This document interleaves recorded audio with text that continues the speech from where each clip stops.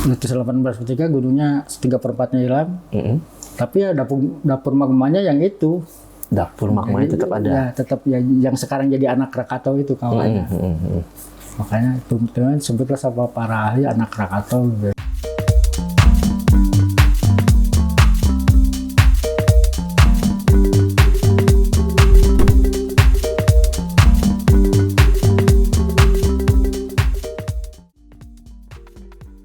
Assalamualaikum warahmatullahi wabarakatuh. Tabikpun Tribuners, saat ini saya sedang bersama dengan pengamat pos pengamatan Gunung Anak Krakatau atau GAK, Bapak Andi Suwardi. Assalamualaikum. Waalaikumsalam. Pak Andi, gimana kabarnya hari ini? Alhamdulillah sehat, Pak. Nah, ini kan di awal Juli Gunung Anak Krakatau ditetapkan dalam status siaga. Iya. Nah, ini boleh tahu, ini maknanya apa nih Pak, biar masyarakat bisa memahami.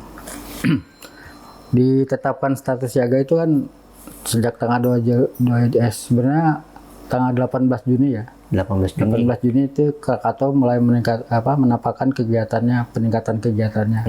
Mulai dari low frekuensi hibrid dan pokoknya yang berorientasi dengan kegiatannya. Dan tanggal 2 itu ada erupsi yang pertama kali itu. Oke. Dari hasil data-data itu makanya kantor pusat PVMBG menaikkan statusnya dari level 2 waspada ya ke level 3 siaga. Untuk Krakatau sih level 3 itu mungkin lebih untuk memperluas area bahayanya. Kalau level 2 kan cuma 2 km lah dari gunungnya. Sekarang tambah jadi 3 km. Supaya masyarakat tidak terlalu dekat ke gunung. Sehingga kalau terjadi apa-apa, itu kita sudah memperkirakan dalam radius 3 km dari Gunung Anak Krakatau ini bisa menjadi bahaya kalau ada manusia di sana. Makanya kita memperluas supaya kalau ada erupsi ya masih bisa inilah. Masyarakat karena Sobat Krakatau kan sebenarnya dia erupsinya kalau istilah gunung apa disebutnya erupsi Strombolian. Strombolian. Dia rusaknya membentuk tiang tinggi ke atas dan jatuhnya ke tubuh Gunung Krakatau sendiri. Tapi ketika tinggi kan kita juga harus melihat arah angin ya. Kemana arah angin itu takutnya membawa debunya ke kita. Gitu. Jadi kita sudah memperkirakan kalau dia erupsi ini akan naik dan di wilayah radius 3 km ini material-material itu kemungkinan akan jatuh. Material yang jatuhnya di situ. Nah, bicara terkait status tadi, ini sebenarnya dalam menyebutnya strata atau seperti apa status ini? Ada berapa status sih sebenarnya di Gunung Berapi? Di kantor menetapkan ada 4 status ya. 4 status. Status pertama normal atau persamaannya level 1, terus waspada, maksudnya level 2, siaga dan awas gitu. Itu kalau awas itu yang udah masyarakat tuh udah harus mengungsi ya mereka gitu. Tapi ya bergaris bawahi banyak orang yang ngangkatnya siaga 2 gitu. Padahal siaga 2 itu sama dengan waspada istilahnya. Nggak ada siaga 3, 4 tuh nggak ada. Jadi siaga 1, 2 itu udah naik ke waspada, 3 di siaga, 4 di awas gitu. Jadi normal, waspada, siaga, awas. Di level awas ini berarti sudah sangat berbahaya. Ya kalau di darat itu sudah berbahaya, sudah mengungsi lah masyarakat lah. Nah, kalau untuk tahu perpindahan status tadi, misalnya dari waspada ke siaga, ini ada metode-metode khusus yang digunakan untuk menentukan status ini atau seperti apa gitu? Ya kita kan ada alatnya semua ya di kita. Ketika ada peningkatan kegiatan, terutama di vulkaniknya kan, vulkanik dalam, dan ketika sudah dominan itu biasanya semakin banyak statusnya bisa. Apalagi kalau udah vulkanik dangkalnya itu kan berarti sudah mendekati permukaan kan. Makanya kalau kelihatan dominan dangkal biasanya naik status gitu kan. Dan itu adalah ranahnya pusat, Pak. Jadi gitu, kita hanya mengirim data kepada mereka, nanti mereka di Bandung mengolah, keluarlah status. Berarti data-data dari alat-alat yang ada di Gunung Anak Krakatau ini terkirim ke pusat semua. Kita kirim. Nah, kalau dari kita sendiri kita melakukan pemantauan secara rutin. Ya kalau kita langsung sih lebih memantau rutin ya, baik dari secara visual ataupun instrumental. Dan kita pantau terus selama 24 jam sehari. 24 jam? Iya. 24 jam ini apakah laporannya Setelah pemantauan langsung dilaporkan? Kalau status waspada kita normal waspada kita laporan per 24 jam pagi. Tapi karena masuk siaga sekarang kan kita laporan per 6 jam sekarang. Per 6 jam? Ya, per 6 jam kita kirim terus datanya nih. Oke, yang dilaporkan ini tingkat erupsinya atau seperti apa? Lebih kegiatan, Pak. Erupsi kan kalau kebetulan hari itu ada erupsi, ya kita laporkan juga kan. Tapi lebih ke data seismiknya lah. Data seismik. Ada berapa vulkanik misalnya apa tektonik seperti itu selama 6 jam nanti kita kirimkan datanya selama 6 jam dapat sekian kegempaan. Oke. Gitu. Dan itu melalui alat-alat yang ada. Iya. Karena masyarakat mungkin tidak tahu ini ada jadi kegiatan vulkanis makanya di dalam. kan takutnya masyarakat kan kalau gunung secara visual mata yang nggak tahu kayaknya gunung di situ aja gitu. Nggak ada apa-apa gitu. Kok ditingkat-tingkat. Padahal kita kan yang kita pantau kan kegiatan di dalam gunungnya. Yang nggak bisa dirasain lah sama alat aja yang bisa rasain. Oke. Nah, Gunung Anak Krakatau ini kan gunung api laut. Ya. Ini kalau terjadi erupsi, kalau dibandingkan dengan misalnya gunung berapi yang ada di daratan, ini apakah jauh lebih buruk atau seperti apa? Ada perbedaan? Sebenarnya gunung tengah laut sebenarnya resikonya nggak seperti di darat, Pak. Kita kan masih jauh dari pemukiman, selama kita pantau aman, nggak apa masalah. Jadi seperti erupsi sekarang kan, ya masyarakat sekitar pesisir silakan aja beraktivitas, nggak ada masalah. Kita cuma menekankan jangan ke Krakatau dalam radius 3 km itu aja. Ya, kalau di darat kan dampaknya jelas lah, banyak pemukiman, lebih berbahaya lah. Kalau gunung itu. Cuman ya kalau tinggi ya paling tinggi dampaknya kemarin 2018 longsor.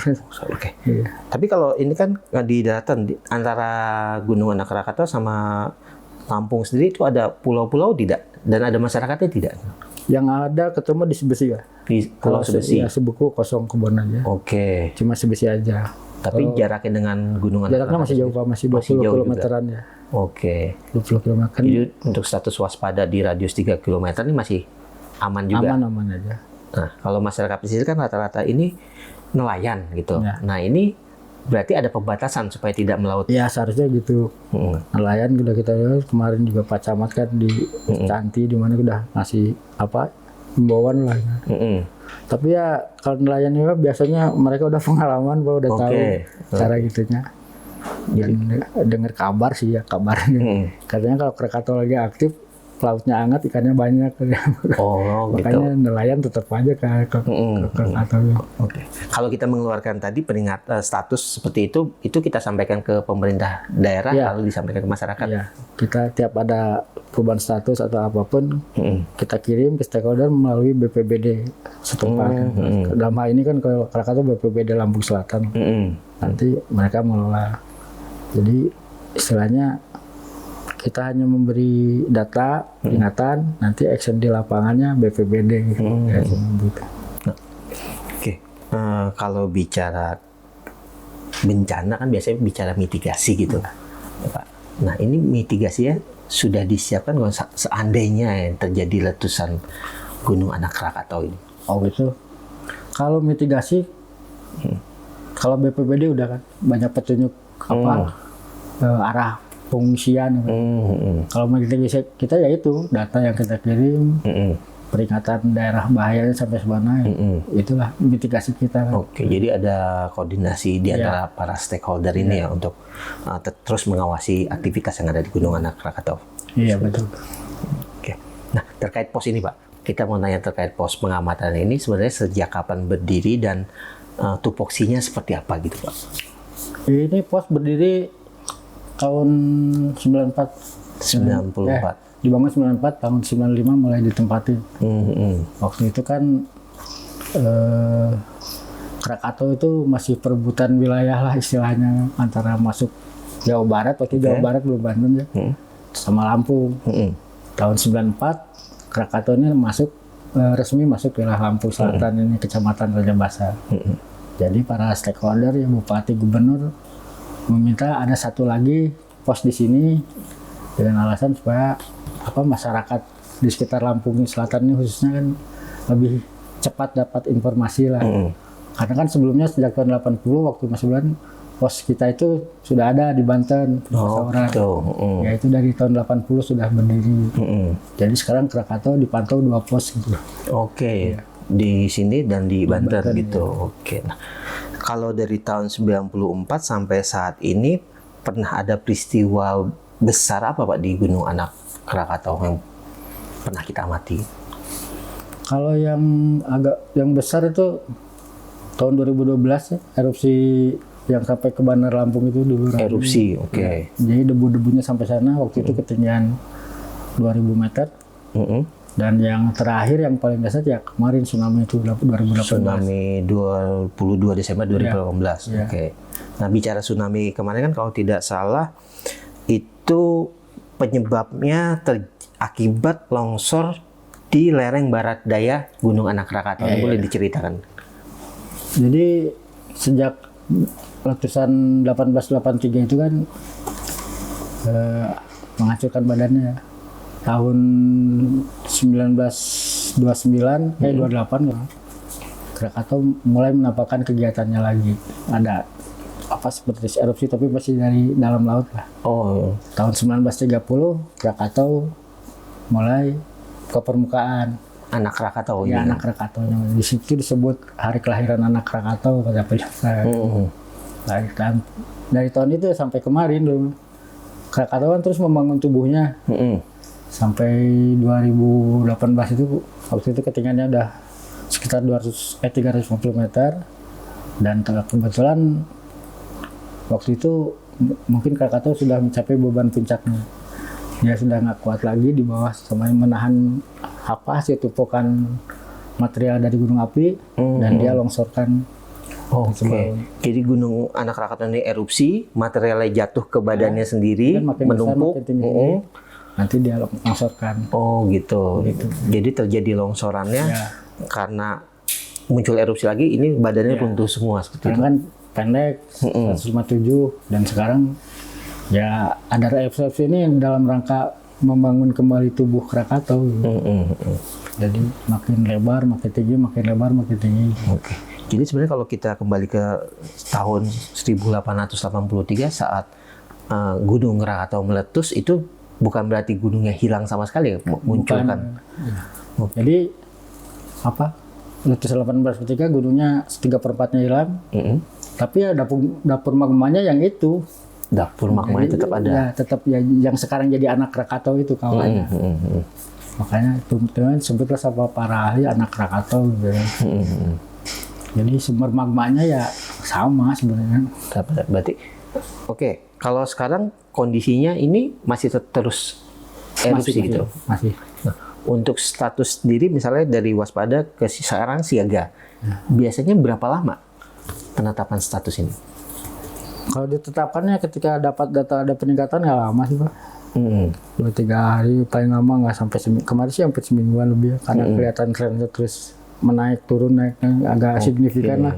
Karena biasanya kan cuma 1-2 tiba-tiba put 100 sampai hembusannya 100 lebih kayak gitu. Dipantau berapa hari ternyata masih gitu. Makanya kantor mengambil keputusan udah naik dulu siaga gitu. Jadi ketika aktivitasnya sudah menurun lagi, mungkin itu bisa turun lagi statusnya. Pak Andi, ini mungkin pertanyaan terakhir. Ini kan kita tujuannya untuk melindungi manusia gitu. Nah, ada tidak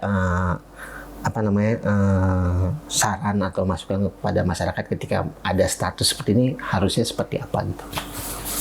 Ya, untuk saran kan di laporan kita kan pasti ada rekomendasi. Selama mengikuti rekomendasi itu, yang kalau siaga radius 3 km itu insya Allah aman, nggak ada apa-apa. Yang jelas ya masyarakat tenang, silakan beraktivitas lah, nggak apa-apa. Ya kalau ada hal yang perlu ditanyakan bisa menghubungi kami atau ke PPBD setempat bisa juga. Jadi apalagi jangan termakan hoak-hoak yang banyak sekarang. Jadi dulu itu tiap Krakatau ada aktivitas hoak pasti ada.